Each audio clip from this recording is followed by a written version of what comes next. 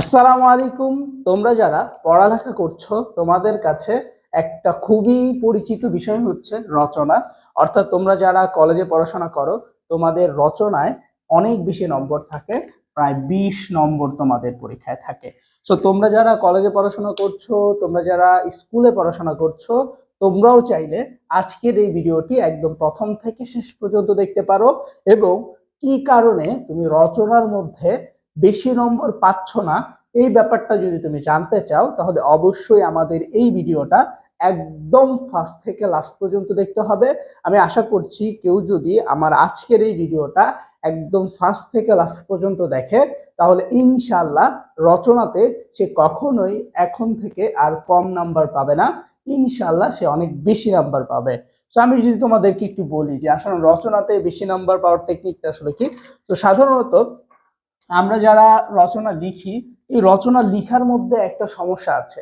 সেটা হচ্ছে যে আমরা পরিপূর্ণভাবে রচনাটা লিখতে পারি না, বা কিভাবে লিখলে বেটার হবে, অথবা রচনাতে কি জন্য বেশি নম্বর দেওয়া হয় এটা যদি আমরা একটু জানি তাহলে ভালো। দেখো, তুমি যখন রচনা শুরু করবে রচনার শিরোনামটা নীল কালি দিয়ে লিখবে। কি দিয়ে লিখবে ভাইয়া? নীল কালি দিয়ে লিখবে। অর্থাৎ তুমি যখন কোনো রচনা লিখতে যাবে অবশ্যই সেই রচনার লেখাটা শুরু করবে নীল কালি দিয়ে। কি দিয়ে? আমি আবারও বলছি যে রচনার লেখাটা শুরু করবে নীল কালি দিয়ে, মোটা করে। অর্থাৎ হাই যে শিরোনামটা লিখবে, ধরো আমি লিখবো যে বাংলাদেশের নদী। আমি কি লিখবো? আমি লিখবো যে বাংলাদেশের নদী। যদি এইটা আমি লিখি এর মানে আমি এইটা নীল কালি দিয়ে লিখবো। এটা কি করব? নীল কালি দিয়ে লিখবো। ঠিক আছে, তাহলে আমরা শিরোনামটা নীল কালি দিয়ে লিখবো। দেন পয়েন্ট বেশি বেশি করে লেখার চেষ্টা করব। অর্থাৎ রচনাতে যদি 20 নম্বর থাকে তাহলে আমরা কমপক্ষে 14টা পয়েন্ট লেখার চেষ্টা করব। কি করব? কমপক্ষে 14টা পয়েন্ট লেখার চেষ্টা করব। অর্থাৎ কেউ যদি বেশি বেশি করে পয়েন্ট লিখে এবং সে যদি 14টা পয়েন্ট লিখতে পারে অথবা সে যদি 10টা পয়েন্ট লিখতে পারে, আশা করা যায় সে 18 নম্বর পাবে। সে কত নম্বর পাবে? 18 বা 20 নম্বর সে পাবে।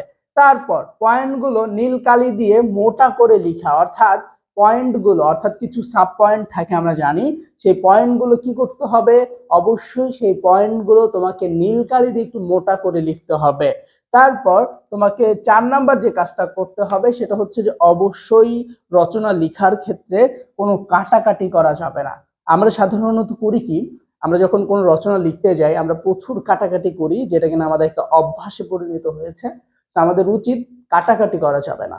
দেন আমাদের 5 নাম্বার যে বিষয়টা হচ্ছে প্রাসঙ্গিক বিষয়ে রচনা আসলে ওইটা দেওয়ার উত্তর, অর্থাৎ ওইটা উত্তর দেওয়ার চেষ্টা করা। যেমন আমি বলি, ধরো তোমার পরীক্ষা আসছে বাংলাদেশের একজন রাজনৈতিক ব্যক্তিত্ব নিয়ে একটা পরীক্ষা আসছে, আরেকটা তোমার আসে বাংলাদেশের নদ নদী নিয়ে আসছে, আরেকটা ধরো তোমাদের আসে আমাদের বিদ্যালয়।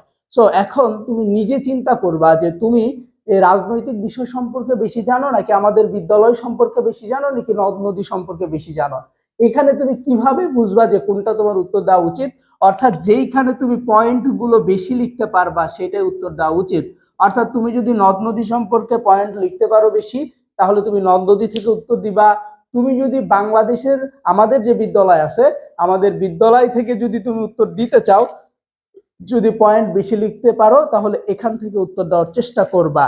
এবং তুমি যদি রাজনীতি সম্পর্কে ভালো জানো তাহলে তুমি কি করবা? ওই রাজনীতির বিষয়টা সম্পর্কে যদি বেশি পয়েন্ট লিখতে পারো তাহলে ওইটা থেকে উত্তর দিবে। এটা তোমার নিজের উপর নির্ভরশীল, আসলে তুমি কোনটার বেশি পয়েন্ট গুলো লিখতে পারবা।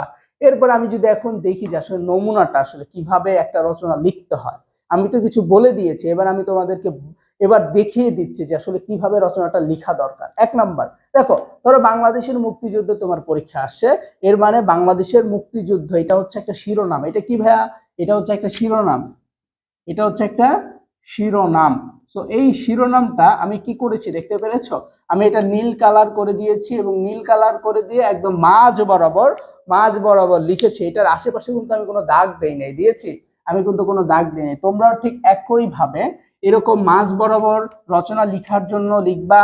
দেন ভাই আমি একটু দেখাই তোমাদের। তারপরে তোমরা কি করবা? এই যে পয়েন্ট বলতে আমি এখানে এগুলোকে বুঝিয়েছি, যেমন সূচনা, ভূমিকা, এগুলোকে বলা হচ্ছে পয়েন্ট।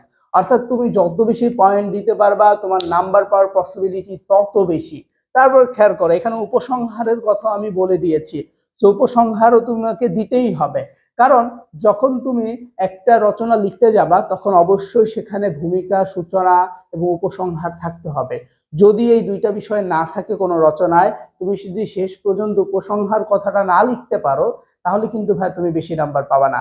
তাই আমি বলতেছি, তোমরা যারাই লিখো না কেন, প্রত্যেকেই প্রথমে কি করবা, হেডলাইনটা এরকম মোটা করে লিখবা এবং সাবলাইনটাও নীল কালি দিয়ে লিখবা। কি করবা, নীল কালি দিয়ে লিখে এখান থেকে লেখা শুরু করবা। কোন জায়গা থেকে, এখান থেকে লেখা শুরু করবা। আবার নীল কালি দিয়ে লিখে এখান থেকে লেখা শুরু করবা।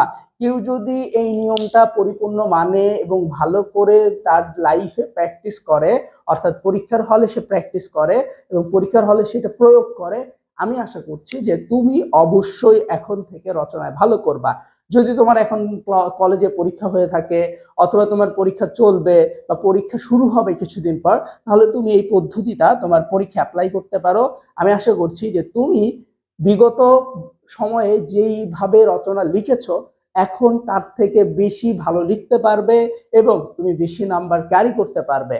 সো এই ভিডিওটি যদি ভালো লাগে অবশ্যই কমেন্ট সেকশনে জানাবা এবং পরবর্তীতে তোমরা কোন টপিকের উপর ভিডিও চাচ্ছ এটা অবশ্যই আমাকে জানাতে ভুলবা না। আসসালামু আলাইকুম ওয়া রাহমাতুল্লাহি ওয়া বারাকাতুহু।